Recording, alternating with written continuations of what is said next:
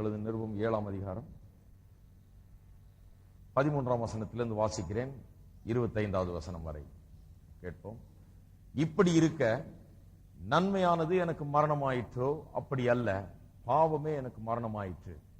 பாவம் கற்பனையினாலே மிகுந்த பாவம் உள்ளதாகும்படிக்கும் அது நன்மையானதை கொண்டு எனக்கு மரணத்தை உண்டாக்கினதினாலே பாவமாகவே விளங்கும்படிக்கும் அப்படி ஆயிற்று. மேலும் நமக்கு தெரிந்திருக்கிறபடி நியாயப்பிரமாணம் ஆவிக்குரியதாய் இருக்கிறது. நானோ பாவத்துக்கு கீழாக விற்கப்பட்டு மாம்சத்துக்குரியவனாய் இருக்கிறேன். 1ஆம் வசனத்திலிருந்து இப்படி இருக்க நன்மையானது எனக்கு மரணமாயிற்றோ? அப்படி அல்ல, பாவமே எனக்கு மரணமாயிற்று. பாவம் கற்பனையினாலே மிகுந்த பாவம் உள்ளதாகும்படிக்கும் அது நன்மையானதை கொண்டு எனக்கு மரணத்தை உண்டாக்கினதினாலே பாவே விளங்கும்படிக்கும் அப்படி ஆயிற்று. மேலும் நமக்கு தெரிந்திருக்கிறபடி நியாயப்பிரமாணம் ஆவிக்குரியதாய் இருக்கிறது. நானோ பாவத்துக்கு கீழாக விற்கப்பட்டு மாம்சத்துக்குரியவனாய் இருக்கிறேன். எப்படி எனில், நான் செய்கிறது எனக்கு சம்மதி இல்லை. நான் விரும்புகிறதை செய்யாமல் நான் வெறுக்கிறதையே செய்கிறேன். இப்படி நான் விரும்பாததை செய்கிறவனாய் இருக்க நியாயப்பிரமாணம் நல்லதென்று ஒத்துக்கொள்கிறேனே. ஆதலால் நான் அல்ல, எனக்குள் வாசமாயிருக்கிற பாவமே அப்படி செய்கிறது. அது எப்படி எனில், என்னிடத்தில், அதாவது என் மாம்சத்தில் நன்மை வாசமாய் இருக்கிறது இல்லை என்று நான் அறிந்திருக்கிறேன். நன்மை செய்ய வேண்டும் என்கிற விருப்பம் என்னிடத்தில் இருக்கிறது, நன்மை செய்வதோ என்னிடத்தில் இல்லை. ஆதலால் நான் விரும்புகிற நன்மையை செய்யாமல் விரும்பாத தீமையே செய்கிறேன். அந்தப்படி நான் விரும்பாததை நான் செய்தால் நான் அல்ல, எனக்குள்ளே வாசமாயிருக்கிற பாவமே அப்படி செய்கிறது. ஆனபடியால் நன்மை செய்ய விரும்புகிற என்னிடத்தில் தீமை உண்டு என்கிற ஒரு பிரமாணத்தை காண்கிறேன், பிரியமாயிருக்கிறேன். ஆகிலும் என் மனதின் பிரமாணத்துக்கு விரோதமாய் போராடுகிற வேறொரு பிரமாணத்தை என் அவயவங்களில் இருக்க காண்கிறேன். அது என் அவயவங்களில் உண்டாயிருக்கிற பாவ பிரமாணத்துக்கு என்னை சிறையாக்கி கொள்ளுகிறது. நிர்பந்தமான மனுஷன் நான். இந்த மரண சரீரத்தினின்று யார் என்னை விடுதலை ஆக்குவார்? நம்முடைய கர்த்தராகிய இயேசு கிறிஸ்து மூலமாய் தேவனை சிரிக்கிறேன். ஆதலால் நானே தேவனுடைய நியாய பிரமாணத்திற்கும் மாம்சத்தினாலேயோ பாவ பிரமாணத்துக்கும் ஊழியம் செய்கிறேன். ரோமர்களது நிருபத்திலே மிகவும் சர்ச்சைக்குரிய ஒரு பகுதி என்று இதை குறித்து சொன்னேன். இதை வியாக்கியானம் பண்ணுவதும் மிகவும் கடினமான ஒன்று என்று அநேகர் கருதுகிறார்கள். ஆனாலும் நாம் இதை எடுத்து இதிலிருந்து போதித்துக் கொண்டு வருகிறோம். முழுமையாக இதிலிருந்து போதித்திருக்கிறோம். இன்றைக்கு ஒரு முறை கடைசியாக அதை குறித்து சொல்ல போகிறேன். இங்கே நான் விரும்புகிறதை செய்யாமல் விரும்பாததையே செய்கிறேன், வெறுக்கிறதை செய்கிறேன். நான் எதை விரும்புகிறேனோ அதை என்னால் செய்ய எனக்கு பலன் இல்லை, என்னால் செய்ய முடியவில்லை. வெறுக்கிறதையே செய்கிறேன். எனக்குள்ள பாவம் இருக்கிறது, அதுக்கு நான் அடிமைப்பட்டவனாக இருக்கிறேன். விரும்புகிறதை என்னால் செய்ய முடியவில்லை என்று அப்போஸ்தலனாகிய பவுல் சொல்லுகிறார். இது எப்பேற்பட்ட மனுஷனை குறித்த ஒரு வர்ணனையாக இருக்கிறது என்பதை குறித்து தான் இங்கே பிரச்சனை. சிலர் சொல்லுகிறார்கள், இது தேவனால் எந்த விதத்திலும் தொடப்படாத ஒரு மனுஷனுடைய வாழ்க்கையை காண்பிக்கிறது. அந்த மனுஷன் தான் நான் நன்மை செய்ய விரும்புகிறேன், ஆனால் என்னால் செய்ய முடியவில்லை, விரும்புகிறதை செய்யாமல் வெறுக்கிறதை செய்கிறேன் என்று சொல்லுகிறான். ரட்சிக்கப்படாத, தேவனால் எந்த விதத்திலும் ஒருபோதும் தொடப்படாத ஒரு மனுஷன் அப்படிப்பட்ட நிலையில் இருக்கிறான் என்று சிலர் சொல்லுகிறார்கள். அது அப்படி அல்ல என்பதை நாம் உங்களுக்கு எடுத்து காண்பித்தோம். அதற்கு 3 காரணங்கள் சொன்னேன். அதாவது, முதலாவது, தேவனால் எந்த விதத்திலும் தொடப்படாத ஒரு மனுஷன், உணர்த்தப்படாத ஒரு மனுஷன், அப்படி உணர்த்தப்படாத ரட்சிக்கப்படாத நிலையில் இருக்கும்போது அவனுக்கு பாவம் தனக்குள் குடிகொண்டிருக்கிறது என்கிற அறிவு இருக்கிறது இல்ல. நான் விரும்புகிறதை செய்யாமல் வெறுக்கிறதை செய்கிறேன் அவன் சொல்லல. வெறுக்க வேண்டியதை தான் அவன் விரும்பிக்கிட்டு இருக்கிறான், இல்லையா? அப்படிதான் அவன் வாழ்ந்து கொண்டிருக்கிறான். பாவியினுடைய நிலை வேற. அவன் இப்படி பேச மாட்டான். அவன் எனக்குள்ள பாவம் இருக்கிறது, பாவத்தின் வல்லமையில நான் சிக்கிக் கொண்டிருக்கிறேன், நான் விரும்புகிறதை செய்ய முடியல பேசவே மாட்டான். அவன் தனக்குள்ளே குடிகொண்டிருக்கிற பாவத்தை குறித்த அறிவு பாவிக்கு கிடையாது. 2வது காரணம் ஒன்று சொன்னேன். 2வது காரணம் என்னவென்று சொன்னால், அவன் வெறுக்கிறதை செய்கிறேன் என்று சொல்ல மாட்டான். பாவத்தை நான் வெறுக்கிறேன் சொல்லவே மாட்டான் பாவி ஒருபோதும். பாவி பாவத்தை வெறுக்கிறேன்னு சொல்ல மாட்டான். எப்படியாவது ஒளிஞ்சு மறைஞ்சாது, எங்கேயாவது ஓடிகிடி தூரமா போயாது, எப்படியாவது இந்த மோசமான பாவத்தை செஞ்சிட்டு வந்துடலாம் தான் பார்ப்பானே ஒழிய பாவத்தை நான் வெறுக்கிறேன் என்று அவன் பேச மாட்டான். 3வது இன்னொரு காரியத்தை சொன்னேன். தேவனுடைய நியாயப்பிரமாணம் நீதி உள்ளது, பரிசுத்தமானது, நன்மையானது, நல்லது. அது மட்டுமல்லாமல் அது ஆவிக்குரிய தன்மை உள்ளது. அதை நான் செய்ய விரும்புகிறேன், அதன்படி நடக்க விரும்புகிறேன் என்றும் அவன் சொல்ல மாட்டான். அந்த பேச்செல்லாம் வராது பாவியின் இடத்துல. எத்தனை பாவி அப்படி பேசிட்டு இருக்கிறான்? தேவனுடைய பிரமாணம் நல்லதுன்னு எனக்கு விளங்குது, வேத புஸ்தகம் எனக்கு தெரியுது, கர்த்தருடைய கட்டளை எல்லாம் எனக்கு விளங்குது, அதன்படி நான் செய்ய விரும்புகிறேன் எந்த பாவியும் சொல்றது இல்ல. அவன் எப்படியாவது இதெல்லாம் கேட்காம தூரமா போய் அவன் செய்யறதே செய்துட்டு இருக்கலாம் என்றுதான் விரும்புகிறான். ஆகையால் இது தேவனால் எந்த விதத்திலும் தொடப்படாத ஒரு மனுஷனை குறித்த வர்ணனை கிடையாது. அப்படி இல்லை என்று சொன்னால் இன்னும் சிலர் சொல்லுகிறார்கள், இல்ல இது ரட்சிக்கப்பட்ட மனுஷனுடைய ஒரு நிலை. இன்னும் கேட்டா இன்னும் இப்படி சொல்லிடுறாங்க, பவுல் அப்போஸ்தலன் நான் என்று பேசுறபடினாலே தன்னை குறித்து தான் அவர் பேசுறார். இன்னும் ஒரு ஸ்டெப் அதிகமாவே போயிட்டாங்க. தன்னை குறித்து பேசுகிறார் என்பது மட்டுமல்ல, தன்னுடைய ஆவிக்குரிய வாழ்க்கையின் உச்சியில உயர்ந்த நிலையில இருக்கிற ஒரு மனுஷன் இந்த புஸ்தகத்தை எழுதுகிற நேரத்தில் இந்த நிலையில இருந்தார். எந்த நிலையில? நான் விரும்புகிறதை செய்யாமல் வெறுக்கிறதையே செய்கிறேன், பாவம் எனக்குள் குடிகொண்டிருக்கிறது, என்னால முடியல, பாவத்தில் சிக்கிட்டு இருக்கிறேன் அப்படின்னு எப்ப இருந்தாராம்? இந்த புஸ்தகத்தை எழுதுற நேரத்தில் அப்படி இருந்தார். ஆவிக்குரிய வாழ்க்கையின் உச்சியை அடைஞ்ச பிறகும் மனுஷனுக்கு இந்த நிலைதான், பாவத்தில் சிக்கி தான் தவிக்கணும் அப்படிங்கிற ஒரு போதனையை போதித்து விடுகிறார்கள். அதுவும் தவறு என்று போதித்து வருகிறேன். போன வாரத்திலே அப்படி போதிக்கிறவர்கள் விசேஷமா எடுத்து காண்பிக்கிற சில வசனங்களை எடுத்து அது அப்படி அல்ல என்பதை காண்பித்தேன். ஏன் இது இவ்வளவு முக்கியம்? ஏன் இது இவ்வளவு விவரமாய் போதிக்கிறோம்? ஏனென்றால் இன்றைக்கு அநேகருக்குள்ள அப்படிப்பட்ட ஒரு எண்ணம். எப்படிப்பட்ட ஒரு எண்ணம்? ரட்சிக்கப்பட்ட பிறகும் ஆவிக்குரிய வாழ்க்கையில வளர்ந்து வளர்ந்து போன பிறகும் கூட இந்த பாவத்துல சிக்கி இந்த பாவத்தையே செய்து விரும்புகிறதை செய்ய முடியாத ஒரு நிலையில, வெறுக்கிறதையே செய்கிற நிலையிலே தான் விசுவாசி இருக்கிறான். அதுதான் விசுவாசியினுடைய நிலை என்று அநேகம் பேர் எண்ணிக்கொண்டிருக்கிறார்கள். அப்படி எண்ணினால் பாவம் செய்யறதுக்கு ரொம்ப சுலபமாயிடும். உங்களையே நீங்கள் எக்ஸ்கியூஸ் பண்ணிக்குவீங்க. அப்படிதான் அது. அப்படிதான் அப்போஸ்தலன் பவுலே சொல்லி இருக்கிறாரு. ரோமர் புஸ்தகத்தை எழுதும் போது அவர் அந்த நிலையில் தான் இருந்தாராம். அப்படின்னு சொல்லி நாமும் அந்த நிலைக்கு ஆளாகி விடுவோம். ஆவிக்குரிய வாழ்க்கையின் வெற்றி தோல்வியை நிர்ணயிக்கக்கூடிய வேத பகுதியாக இது இருக்கிறது. இதை சரியா வியாக்கியானம் பண்ணி இதுக்கு சரியான அர்த்தம் கொடுக்கல என்றா இங்க இருந்து போகும்போது எப்படி போவோம்? நம்ம சரி ஆவிக்குரிய நிலையை உச்சியை எட்டினாலும் இந்த பாவத்தின் வல்லமே இதனுடைய கொடூரத்திலிருந்து மேலவே முடியாது, விரும்புகிறதை செய்யாம வெறுக்கிறத தான் செய்யணும், இதுதான் நிலைமை. அப்போஸ்தலன் பவுலுக்கே நிலைமைனா ஏன் நான் எங்க போறது அப்படின்னுட்டு போய்கிட்டே இருக்க வேண்டியதுதான். அநேகர் பாருங்க, இன்றைக்கு வேத வசனத்தை ஆழமாய் தெரிந்து வைத்துக் கொள்ளாமல், அதில் சொல்லப்பட்டிருக்கிற காரியங்கள் சத்தியத்தை ஆழமாய் ஆராயாமல் மேற்பூச்சாக, நான் சொன்னேன் இல்லையா, ஏதோ ஆறுதலா 4 வார்த்தை சொல்லி அனுப்புங்க, வரும்போதெல்லாம் ஆறுதலா 4 வார்த்தை சொல்லி அனுப்பிச்சா என்ன ஆகிறது? பாலுக்காக ஏங்குற குழந்தைக்கு பசுமாட்டை கொடுத்து வர்ணனை கொடுக்கறாங்களா? அந்த மாதிரி ஆயிடும். அந்த குழந்தைக்கு பால் தேவை, பலப்பட வேணும் என்றால் இந்த வசனத்தின் ஆகாரம் தேவை. இதை உட்கொள்ள வேணும், இதை ஆழமா அறிந்து கொள்ள வேண்டும், இந்த ஆழங்களை புரிந்து கொள்ள வேண்டும். சும்மா அப்படி காட்டினா பத்தாது, அக்கள் கீழே வச்சுட்டு இருந்தா பத்தாது, கை கீழே இதை எடுத்துட்டு வந்தா போதாது. இதை எடுத்து வாசித்து இதை ஆராய வேண்டும், இதை ஆழமாய் இதிலே நாம் செல்ல வேண்டும். இதிலே சத்தியங்கள் ஏராளமாய் புதைந்து கிடக்கிறது. இவைகள் புதைக்கப்பட்டு மறைக்கப்பட்டு வைக்கவில்லை, நமக்காக வைக்கப்பட்டிருக்கிறது. நாம் புதையலை கண்டடிக்கிற மாதிரி ஞாயிற்றுக்கிழமை தோறும் அதை கண்டெடுத்துக் கொண்டிருக்கிறோம். அதுதான் இங்க நடந்து கொண்டிருக்கிறது. இன்றைக்கு மறுபடியும் பாருங்க, இந்த ரட்சிக்கப்பட்ட மனுஷனை குறித்து இது சொல்லல என்பதை தீவிரமாக நான் எடுத்து சொல்ல விரும்புகிறேன். ஏனென்றால் இது ரொம்ப பெரிய தவறுகளுக்குள்ளாக மனுஷர்களை கொண்டு போய் சேர்த்துரும்.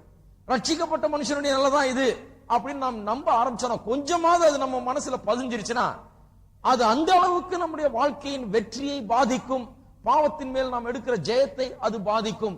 கொஞ்சம் கூட விசுவாசியினுடைய நிலை இது கிடையாது, அது அப்படி அல்ல என்பது தெளிவாய் விளங்கிக் கொள்ள வேண்டும். கொஞ்சம் கூட அந்த சந்தேகம் நம்முடைய மனதிலே இருக்கக்கூடாது. இருந்தாலே எல்லாவற்றையும் அது கெடுத்து விட வரும். சிலர் சொல்றாங்க, ஆவிக்குரிய மனுஷனுடைய உச்ச நிலையிலே இந்த நிலையில தான் அவன் இருக்கிறான், விரும்புறதை செய்யாமல் வெறுக்கிறது செய்யறான், பாவத்துல சிக்கி கொண்டிருக்கிறான், அதுல இருந்து விடுதலையே கிடையாது, செத்து மோட்சம் போன பிறகுதான் அந்த விடுதலை அப்படின்னு நினைத்து கொண்டிருக்கிறார்கள் சிலர், போதித்துக் கொண்டிருக்கிறார்கள் சிலர், நம்பிக்கொண்டு அப்படிதான் வாழ்ந்து கொண்டிருக்கிறார்கள் சிலர். இன்னும் சிலர் நினைக்கிறார்கள், ஆவிக்குரிய வாழ்க்கையில உச்ச நிலையில உள்ள மனுஷன் அப்படி இருக்க முடியாது, ஆனால் ஆரம்ப நிலையில இருக்கிற மனுஷன், குழந்தையா இருக்கிற மனுஷன் அப்படி இருக்கலாம். அந்த நிலையை தான் இது வர்ணிக்கிறது. அவன் தான் விரும்புகிறதை செய்யாமல் வெறுக்கிறதை செய்கிறான், அவன் தான் பாவம் தனக்குள்ள குடிகொண்டிருக்கிறது, என்னால முடியலன்னு சொல்றவன் யாரு? வளராத விசுவாசி அப்படின்னு சொல்றாங்க. அதுவும் கிடையாது. இந்த 2 காரியங்களையும் இன்றைக்கு தெளிவுபடுத்த விரும்புகிறேன். நிறைய வசனங்களை கடகடன் வாசிக்க போறேன், கோர்வையா தான் வரும். ஏற்கனவே நாம் பார்த்த வசனங்கள், அதை திரும்ப வாசித்து அதிலிருந்து இந்த காரியம் அப்படி அல்ல என்பதை எடுத்து காண்பிக்க போகிறேன். இன்றைக்கு தீவிரமாய் இதை நான் எடுத்து சொல்ல போகிறேன். ரோமர் 5ஆம் அதிகாரத்துக்கு திருப்போம். இதையெல்லாம் முக்கியமாக குறித்து வைத்துக் கொள்வது நல்லது, பிறகு நீங்களே வாசித்துக் கொள்ளலாம். ரோமர் 5ஆம் அதிகாரம் 1-2 வசனங்கள் தீவிரமாய் பார்ப்போம். இது விசுவாசியை குறித்தா பேசுகிறது, வளர்ந்த விசுவாசியை குறித்தா அல்ல வளராத விசுவாசியை குறித்தா? அது அப்படி அல்ல என்பதை இன்றைக்கு நிரூபிப்போம், இன்றைக்கு அதை உறுதிப்படுத்திக் கொள்வோம். இந்த இடத்துல அது போகும்போது விசுவாசினா யார், என்னுடைய நிலைமை என்ன, புதிய விசுவாசியா இருந்தாலும் சரி, நேற்று ஞானஸ்நானம் எடுத்த விசுவாசியா இருந்தாலும் சரி, இல்ல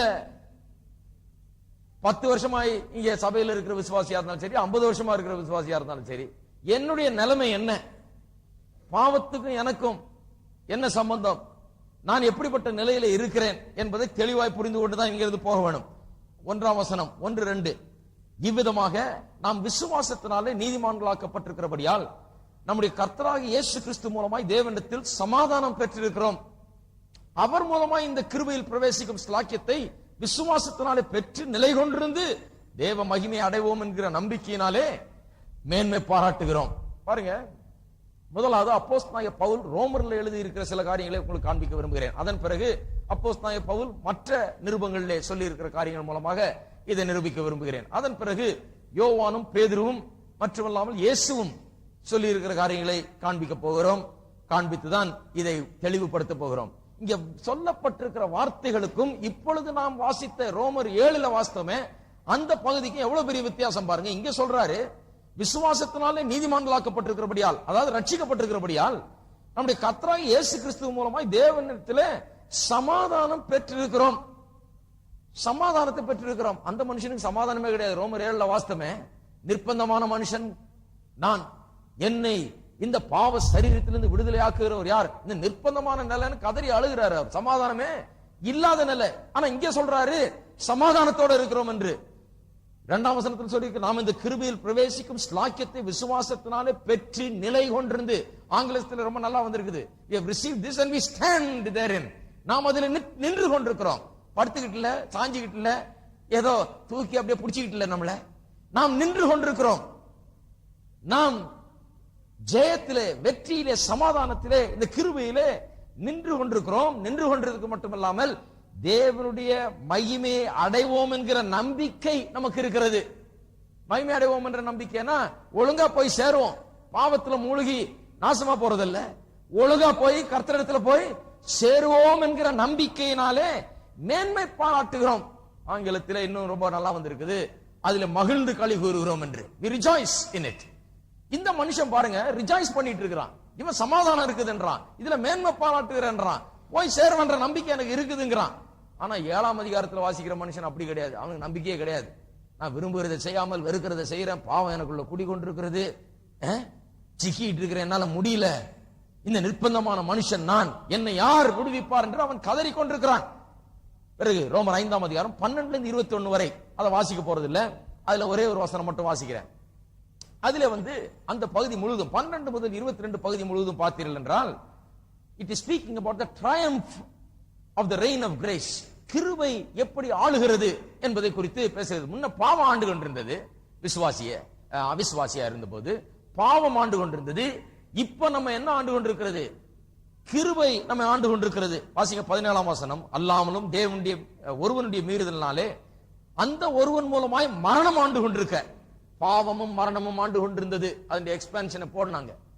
12ஆம் வசனத்தில் சொல்லப்பட்டிருக்கிறது ஒருவன் மூலமாய் பாவமும், பாவத்தின் மூலமா மரணமும். அப்ப பாவமும் மரணம் ஆண்டு கொண்டிருக்க, கிருபையின் பரிபூர்ணத்தையும் நீதியின் ஈவாகிய பரிபூர்ணத்தையும் நீதியாகிய ஈவன் பரிபூர்ணத்தையும் பெறுகிறவர்கள் இயேசு கிறிஸ்து என்னும் ஒருவராலே ஜீவனை அடைந்து ஆளுவார்கள் என்பது அதிக நிச்சயமாமே. இங்க சொல்லி இருக்கிற விசுவாசி எப்படி, ஒரு காலத்தில் அவனை பாவம் ஆண்டு கொண்டிருந்தது, ஒரு காலத்துல அவனை மரணம் ஆண்டு கொண்டிருந்தது, இப்பொழுது கிருபையின் பரிபூரணத்தை பெற்ற விசுவாசி, அவனுக்கு எந்த குறைவும் கிடையாது.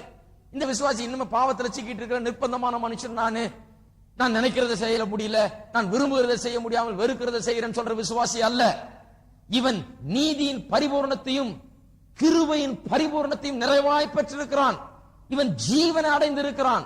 இவன் ஆளுகின்றவன். எவ்வளவு பெரிய வித்தியாசம் பாருங்க. அங்க ஆண்டுகிட்டு இல்ல, ஆளப்படுகிறவன்.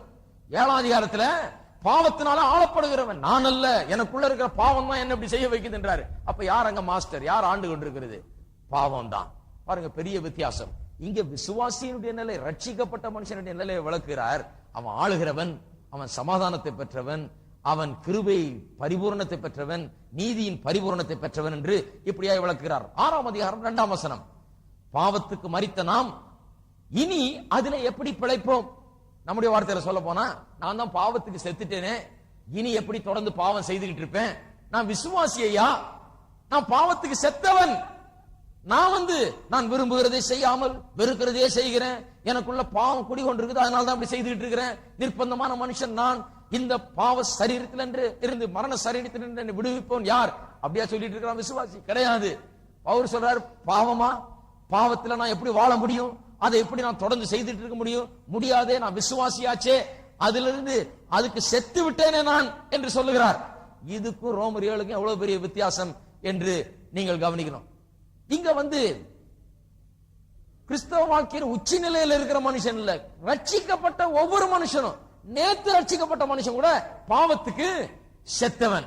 10 வருஷம் சர்வீஸ் ஆன பிறகு கிடையாது. அந்த இந்தியன் இந்த மென்டாலிட்டியை விட்டுணும். நம்ம சர்வீஸ் எல்லாம், எனக்கு அவ்வளவு வருஷம் சர்வீஸ், அந்த சர்வீஸ் எல்லாம் எங்க கோயிலுக்கு கொண்டு வரவே கூடாது. இங்க சர்வீஸ் எல்லாம் கிடையாது. நான் 25 வருஷமா, எத்தனை வருஷமா இருந்தானே, வசனம் தெரியலன்னா எந்த சர்வீஸும் கிடையாது. இதை ஒண்ணுதான் பிசாசு மதிக்கிறான். இது இருந்தாதான் ஜெயிக்க முடியும், இது இருந்தாதான் வாழ முடியும், இதுலதான் ஜீவன் இருக்குது, இதுலதான் எல்லாம் இருக்குது. சர்வீஸ் எல்லாம் இங்க பேசவே கூடாது. நேற்று ரட்சிக்கப்பட்ட விசுவாசி கூட பாவத்துக்கு மரித்தவன். அவன் எப்படி இனிமே பாவத்துல வாழ முடியும்? பாவத்துல வாழ முடியாது. ரோமர் 7 சொல்றாரு, ஐயோ என்னால முடியல, பாவம் எனக்குள்ள குடிகொண்டு இருக்கிறது, விரும்புவது செய்யாம வெறுக்கிறத செய்யறேன், இதுதான் என்னுடைய நிலைமைன்னு சொல்றாரு. நிச்சயமா அது வளர்ந்த விசுவாசியின் நிலையும் கிடையாது, புதிய வளராத விசுவாசியின் நிலையும் கிடையாது. ஒவ்வொரு விசுவாசியும் பாவத்துக்கு செத்து இருக்கிறான்.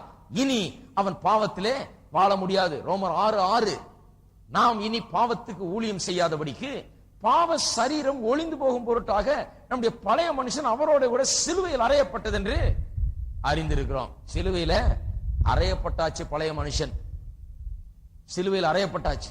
அதுதான் இந்த ரட்சிக்கப்பட்ட மனுஷனுடைய நிலை. 7, மரித்தவன் பாவத்துக்கு நீங்கி விடுதலையாக்கப்பட்டிருக்கிறானே. இதுக்கு ரோமர் 7க்கு எவ்வளவு பெரிய வித்தியாசம். அங்க நான் பாவத்திலிருந்து விடுதலையாக்கப்பட்டிருக்கிறேன் சொல்லல, அந்த மனுஷன் பாவத்தில் சிக்கி தவித்துக் கொண்டிருக்கிறேனே, என்னால வேற செய்ய முடியல, நான் விரும்பத்தகாத வெறுக்கிறது தான் செய்துட்டு இருக்கிறேன், நிர்பந்தமான மனுஷன் நான், எனக்கு யார் என்னை விடுதலை செய்வார் என்று அப்படி கதறி கொண்டிருக்கிறான். அந்த மனுஷன் ரட்சிக்கப்பட்ட மனுஷன் இல்ல. 11ஆம் வசனம், அப்படியே நீங்களும் உங்களை பாவத்துக்கு மரித்தவர்களாகவும் நம்முடைய கர்த்தராகிய இயேசு கிறிஸ்துவுக்குள் தேவனுக்கென்று பிழைத்தவர்களாகவும் எண்ணிக்கொள்ளுங்கள். எல்லா விசுவாசிக்கும் சொல்றார், நீங்களும் அப்படியே எண்ணிக்கொள்ளுங்கள். எப்படி எண்ணிக்கொள்ளுங்கள்? பாவத்துக்கு மரித்துட்டேன், இனி பாவத்துல வாழ முடியாது, தேவனுக்கென்று பிழைத்து இருக்கிறேன், இனிமே தேவனுக்கு ஏற்ற கிரிகளை செய்து தேவனுக்காக தான் வாழ முடியும், அப்படி என்கிற எண்ணத்தோடு வாழுங்கள் என்று சொல்லுகிறார். இங்க நிர்பந்தமான மனுஷன் நாமெல்லாம் இப்பதான் ரட்சிக்கப்பட்டிருக்கிறோம், இருந்தாலும் இந்த பாவத்துல சிக்கிட்டு இருக்கிறோம். பாருங்க, விரும்புறதை செய்யாம வெறுக்கிறதே செய்துட்டு இருக்கிறோம். நிர்பந்தமான மனுஷர்கள், சபையே நிர்பந்தமான மனுஷர்கள் நிறைஞ்சிருக்குது. அப்படியா சொல்றாரு? கிடையாது. சபையே வேற விதமான மனுஷர்கள் நிறைஞ்சிருக்குது. பாவத்துக்கு செத்தவர்கள், சிலுவையில் அறையப்பட்டவர்கள், பாவத்தை விட்டவர்கள், இனி அவர் பாவத்தில் வாழ்வது கிடையாது, அப்பேற்பட்ட மனுஷர்களால் நிறைந்திருக்கிறது என்று சொல்லுகிறார். இது வளர்ந்த விசுவாசியம் இல்ல, வளராத விசுவாசியம் இல்ல. ரோமர் 7 சொல்லி இருக்கிறது. 14ஆம் வசனம் 6:14, நீங்கள் நியாயப்பிரமாணத்துக்கு கீழ்ப்பற்றாமல் கிருபைக்கு கீழ்ப்பட்டிருக்கிறபடியால் பாவம் உங்களை மேற்கொள்ள மாட்டாது. ரோமர் 7 பாருங்க, பாவம் மேற்கொள்ளுது. அவன் சொல்றான், ஐயோ விரும்புறதை செய்ய முடியல, வெறுக்கிறத செய்யறேன், ஏன்? எனக்குள்ள இருக்கிற பாவம் தான் அப்படி செய்து அது என்ன மேற்கொண்டு விடுகிறது, என்னால முடியல. அதுதான் அவனுடைய நிலை. ஆனா இங்க விசுவாசியின் நிலை என்ன? பாவம் உங்களை மேற்கொள்ளாது. எல்லாரும் சொல்லுவோம், பாவம் உங்களை மேற்கொள்ளாது. இது எக்ஸாக்ட் ஆப்போசிட்டா இருக்குது ரோமர் 7க்கு.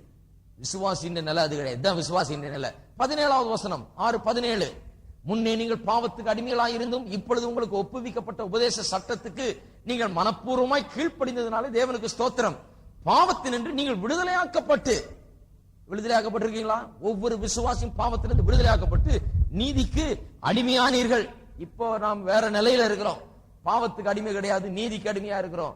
நாம் ஐயோ எனக்குள்ள இருக்கிற பாவம் தான் அப்படி செய்யுது, நான் செய்ய முடியாம இருக்கிறேன், வெறுக்கிறத செய்யறேன் அப்படின்னு சொல்ற நிலையில கிடையாது. 22ஆவது வசனம், இப்பொழுது நீங்கள் பாவத்திலிருந்து விடுதலையாக்கப்பட்டு தேவனுக்கு அடிமைகளானதால், மறுபடியும் அதான் சொல்லுங்க பாருங்க, பாவத்திலிருந்து விடுதலையாக்கப்பட்டு தேவனுக்கு அடிமைகளானதால் பரிசுத்தமாகுதல் உங்களுக்கு கிடைக்கும் பலன் முடிவோ நித்திய ஜீவன். இதுதான் விசுவாசிங்க. விசுவாசி என்ன? அவன் பாவத்தினின்று விடுதலையாக்கப்பட்டு தேவனுக்கு அடிமையானதுனால் அவனுக்கு என்ன கிடைக்குது? பரிசுத்தமாகுதல். அவனுக்கு கிடைக்க போற பலன் என்ன? நித்திய ஜீவன்.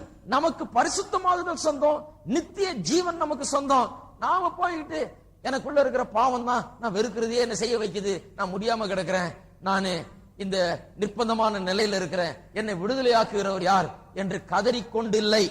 விசுவாசியின் நிலையை நல்லா புரிந்து கொள்ளணும். நீங்க யார், என்ன நிலையில இருக்கிறீங்க அப்படிங்கறது குறித்து தெளிவு இல்லைன்னா என்னதான் ஆலயத்துக்கு போய் அவங்க 4 வார்த்தை அப்படி தெளிச்சு விட்டாலும் ஒண்ணும் சரியா வரவே வராது. அங்க போற நேரத்துல ஏதோ கொஞ்சம் இதமா இருக்கும், 2 பாட்டை பாட்டு ஒரு ஜபத்தை பண்ணோன்னு கொஞ்சம் ஒரு மாதிரி இருக்கும். ஆனா அன்றாட வாழ்க்கையை வாழும் போது இதுதான் உங்களுக்கு உதவி செய்ய. நான் யார், நான் என்ன நிலையில இருக்கேன், நான் பாவத்துக்கு அடிமை என்கிற நிலையில கிடையாது. எனக்குள்ள வேற வல்லமை இருக்குது. நான் பாவத்திலிருந்து விடுதலையாக்கப்பட்டிருக்கிறேன். எனக்கு பரிசுத்தமாகுதல் எனக்கு சொந்தம். நான் நித்திய ஜீவனுக்கு சொந்தக்காரன். அப்படி என்கிற மனப்பான்மை நமக்குள்ள இருந்ததுனால வேற மாதிரி இருக்கும். இருக்கிறீங்களா? இந்த அறிவை தரித்துக் கொள்ள வேணும். சட்டையை போடுற மாதிரி. இது ரொம்ப ஆவிக்குரிய அறிவு, ரொம்ப முக்கியம். பாருங்க, நல்ல சட்டையை போட்டா கண்ட இடத்துல உட்கார மாட்டோம் இல்லையா? நல்லா தொடச்சிட்டு தூசி எல்லாம் இது பண்ணிட்டு, ஏன்னா பேண்ட் சட்டை அழுக்காக கூடாது. அது மாதிரிதான் ஆவிக்குரிய அறிவு. ஆவிக்குரிய அறிவு, உயர்ந்த அறிவு வந்துட்டாலே நான் யார், நான் எப்படிப்பட்டவன், பாவத்திலிருந்து விடுதலையாக்கப்பட்டிருக்கேன், தேவனுக்கு சொந்தமானவன், அவருக்கு அடிமை, பரிசுத்தமானது தான் எனக்கு சொந்தம், எனக்கு நித்திய ஜீவன் சொந்தம் என்கிற அறிவு ஆழமாய் பதிஞ்ச பிறகு துன்மார்க்குடைய வழியில நிற்க மாட்டோம், அவர்களோட சேர மாட்டோம், அவருடைய காரியங்களை செய்ய மாட்டோம், அந்த வழியில பின்பற்ற மாட்டோம். அதுக்கு நமக்கு சம்பந்தம் இல்லை என்று அவளை விட்டு விலகும். நம்முடைய நடக்கையே வேற மாதிரி ஆயிடும். இன்னைக்கு ஏன் விசுவாசி வெற்றிகரமா வாழ்கிறது இல்லை என்றா அறிவு கிடையாது, வேற வசனத்தின் அறிவு கிடையாது. சும்மா இதை போய் 4 சத்தம் போட்டு ஏதோ அல்லேலூயான்னு கத்திட்டு, இல்ல ஏதோ ஒரு 4 பாட்டை பாடிட்டு ஆமென்னு சொல்லிட்டு வந்துடுறோம். இதெல்லாம் கூட சேர்த்து என்ன பண்ணணும்? வேத வசனத்தையும் உள்ள வைக்கணும். வெறும் 4 அல்லேலூயா போதாது. பாருங்க, வெளியில இருக்கவங்க எல்லாம் நினைச்சிட்டு இருக்காங்க நம்மளுக்கு வெறும் அல்லேலூயா தான் தெரியும். நமக்கு என்ன தெரியும் அவங்களுக்கு விளங்கல. ஏன்னா அதை இன்னும் காமிக்கல. நம்ம சபை வெளியே காமிக்கலன்னா இதுதான் அல்லேலூயா கும்பல், அல்லேலூயா அல்லேலூயான்னு அவ்வளவுதான். எவ்வளவு பெரிய விஷயங்கள் இருக்குது, எவ்வளவு பெரிய பொக்கிஷங்களை கையில வச்சுட்டு இருக்கு, அது உலகத்துக்கு விளங்க மாட்டேங்குது. ஏன்னா நம்ம ஆளுங்க அப்படி இருக்காங்க அங்க வெளியே.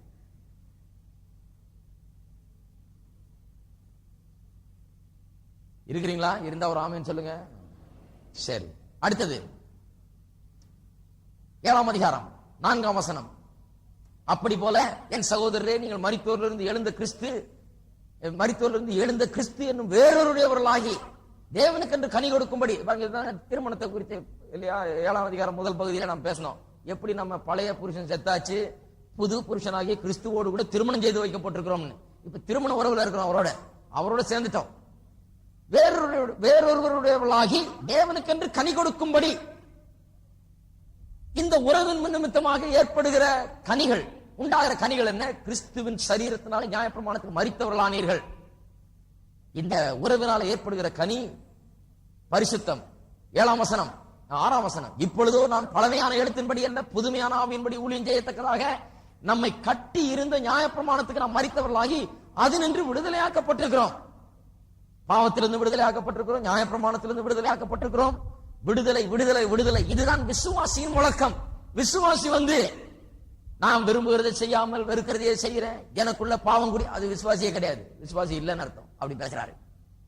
அது விசுவாசியின் நிலையே கிடையாது. நான் நிர்பந்தமான மனுஷன். நான் எவ்வளவோ பேர் ஜெபிக்கிறத நான் வாழ்நாள் பூரா கேட்டேன். இந்த வசனத்தை அப்படியே ஜெயிப்பாங்க.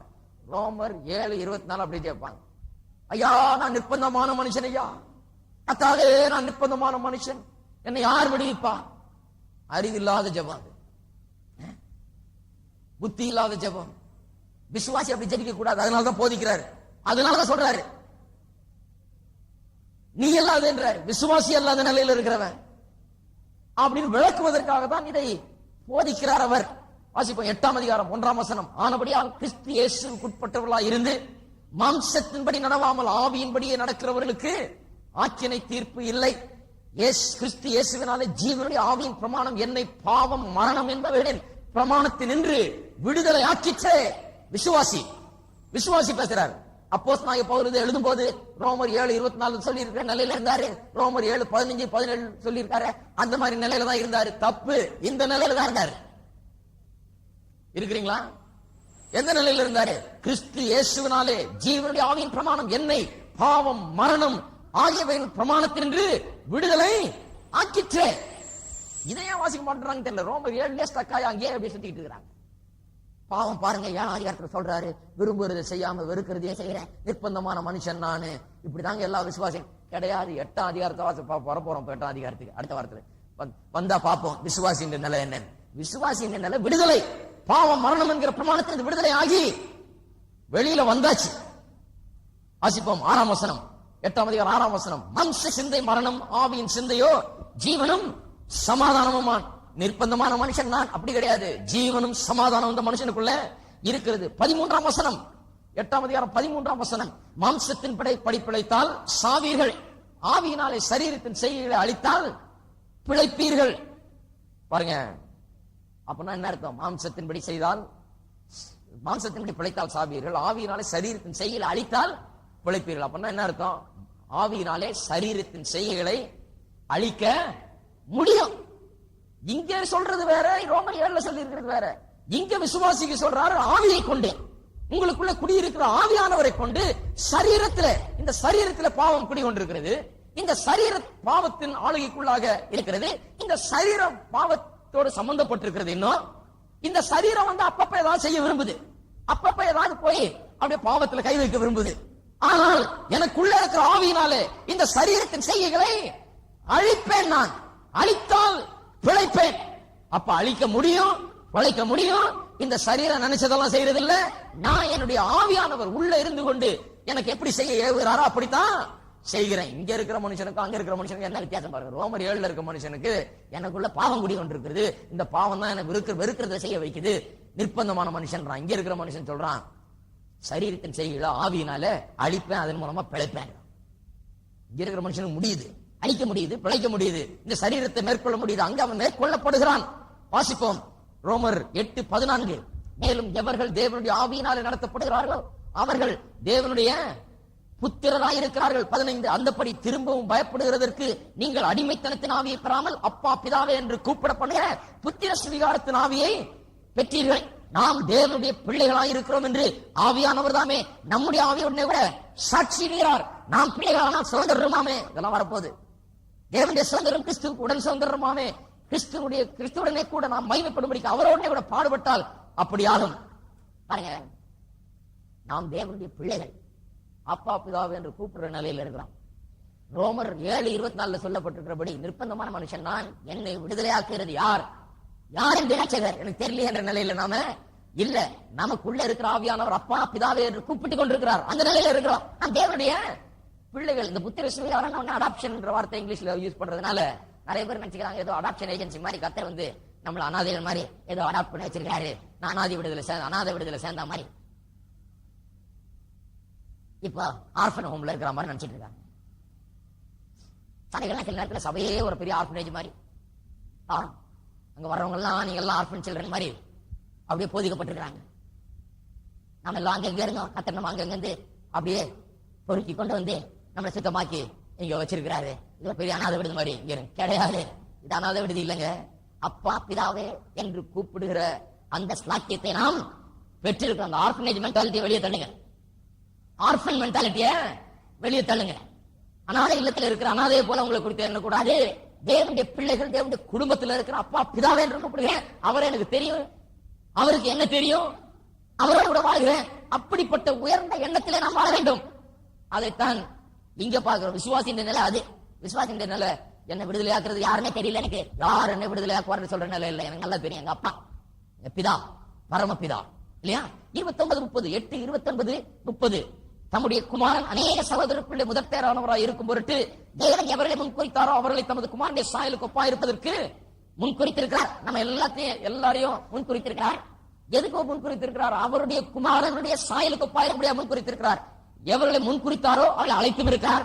எவர்களை அழைத்தாரோ அவர்களை நீதிமங்களாக்கியும் இருக்கிறார். எவர்களை நீதிமங்களாக்கினாரோ அவர்களை மகிமைப்படுத்தியும் இருக்கிறார். பாருங்க, ஒரே ஒரு காரியம், முன்குறித்தது, அழைக்கிறது, நீதிமங்களாக்குகிறது, இதெல்லாம் ஓகே. மகிமைப்படுத்துகிறது என்றது நாம் பரலோகத்தில் போய் சேர்ந்து தேவனுடைய மகிமையை பெறுகிற அந்த காரியத்தை குறித்து சொல்லுகிறது. அப்படின்னா என்ன அர்த்தம்? மகிமைப்படுத்தியும் இருக்கிறார். ஏற்கனவே நடந்து முடிக்கிற மாதிரி சொல்றார். நம்ம நீதிமானாக்குறது மட்டுமல்ல, நம்ம அழைத்தது மட்டுமல்ல, முன்குறித்தது மட்டுமல்ல, நீதிமான்களாக்குறது மட்டுமல்ல, அதெல்லாம் ஏற்கனவே நடந்து முடிஞ்சிருக்கிறது. இனிமே நடக்க போகிற மகிமைப்படுதல், நான் பரலோகத்துல போய் தேவனுடைய மகிமையை பெற போறோமே, அது கூட நாம நினைச்சிட்டு இருக்கோம், போவோமா அப்ப மாட்டோமா, இங்க இருப்பாயோ அங்க இருப்பாயோ, இருவர் இருப்பார் ஒருவர் எடுக்கப்படுவார் ஒருவர் கைவிட, இதே ஒத்துட்டு இருக்கிறோம். ஆனா இங்க சொல்லி இருக்கிறதே அவருடைய தேவனுடைய மனதிலே அவருடைய திட்டம் தீர்மானத்தின்படி நம்ம முன் குறித்திருக்கிறார். நம்ம முன்னாலே குறிச்சிட்டார். எப்ப குறிச்சாரு? நீங்க தாயின் கற்பத்திலே உருவாவதற்கு முன்னாலே குறிச்சிட்டார். உங்களை தனக்கென்று குறித்து விட்டார். குறித்தவர்களை அழைத்து விட்டார். ஆட்சியவர்களை நீதிமானாக்கி விட்டார். தம்முடைய குமாரனை அனுப்பி ரத்தத்தை சிந்தி சிலுவையின் மூலமாக நம்மை ரட்சித்து விட்டார், நீதிமானாக்கி விட்டார். நீதிமானாக்கிறது மட்டுமல்லாமல் நம்மை பரலோகத்துக்கு எடுத்துக்கொண்டு போய் சேர்ப்போன்றது தீர்மானம் பண்ணிட்டார். நீங்க ஏன் போட்டு அதை போட்டு சந்தேகப்பட்டு கிடக்கிறீங்க? என்னுடைய காதுகளை கேட்கும்படியாக இப்படியே வாழ்க்கையில நோக்கம் இல்லாமல் அலைந்து கொண்டிருந்த என்னை தன்னுடைய குரலை கேட்கும்படியாக செய்தார். என்னை அழைத்தார். ஏன் அழைச்சார்? முன் குறிச்சிட்டாரு. நான் ஏதாவது ஸ்பெஷலா ஏதாவது பண்ணிருக்கேனா? எங்க தெருவில் இருக்கிற மற்றவங்களோட இல்ல நான் ஸ்பெஷலா? அவங்களெல்லாம் விட நான் ரொம்ப யோகியனா? அதனாலதான் அந்த தெருவில் நீ மட்டும் வாப்பான்னு கூப்பிட்டாரு. என்ன கிடையாது. என்னை எழுதிட்டார், என் பேரை எழுதிட்டார், என்ன முன் குறிச்சிட்டார். ஆகையால நான் எங்க தேடி இருக்கிறேன்னு பார்த்து நான் எப்படியாவது அவர் குரலை கேட்க வேண்டும் என்று அவர் என்னை அழைத்தார். அழைச்ச உடனே வந்தேன். என்ன நீதிமானாக்குனார். அதுலயும் நான் ஒண்ணும் செய்யல. அவரே ரத்தத்தை சிந்தி அவரே சிலுவைக்கு சென்று எனக்காக மரிச்சு என் பாவத்தை சுமந்து என்ன நீதிமானாக்குனார். இப்போ நான் பரலோகம் போவனா போக மாட்டேனா, மகிமைப்படுத்தப்படுவனா பட மாட்டேனா சந்தேகப்பட்டு உட்கார்ந்துட்டு இருக்க போறேன்னா கிடையாது. மகிமைப்படுத்தியும் இருக்கிறார். அவருடைய மனம். அவரை கேட்டீங்கன்னா அதையும் எழுதிட்டு அங்க இருப்பான்.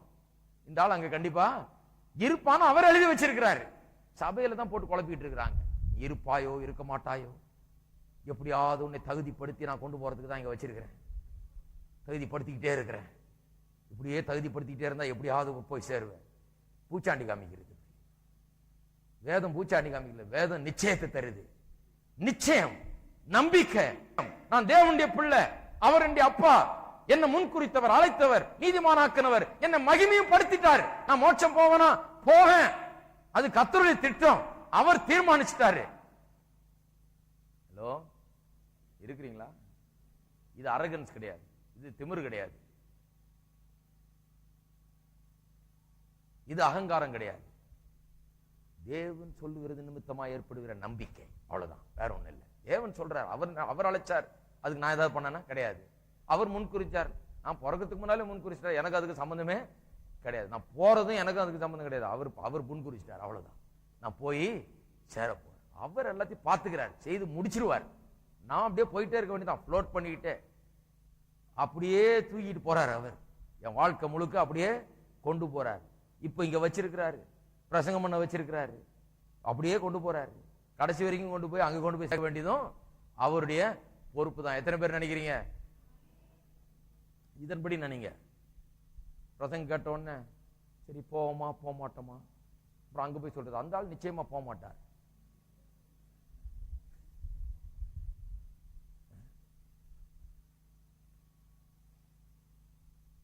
ஞாபகம் இருக்கு, ஒருத்தர ஏதோ ஒரு பிரச்சனை, அதுல ஏதோ சொன்னேன், என்ன அப்படி ஏதோ கொஞ்சம் பிரச்சனையாச்சு. சொன்னதுக்கு எப்படி மோட்சம் போவேன் நீ பார்க்கலாம்.